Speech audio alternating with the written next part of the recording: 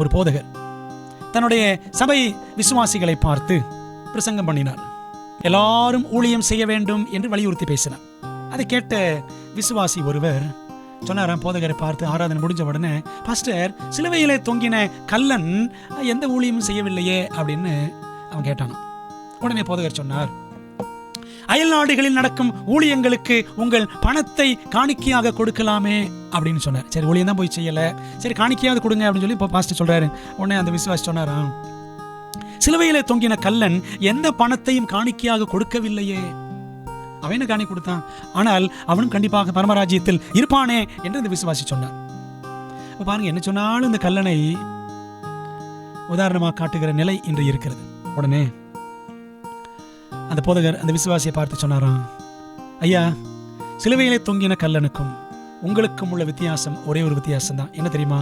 அந்த கல்லன் மரிக்கும் திருடனாக இருந்தான், நீங்கள் உயிரோடு திருடனாக இருக்கிறீர்கள் அப்படின்னு சொன்னார். He was a dying thief, you are a living one அப்படின்னு சொன்னார். உண்மைதாங்க. அவன் என்ன செய்யறோம்? எல்லாரும் உயிரோடு இருந்துகிட்டு, உயிரோடு சபையில் இருந்துகிட்டு கல்லறைகளாகத்தான் வாழ்ந்து கொண்டிருக்கிறோம்.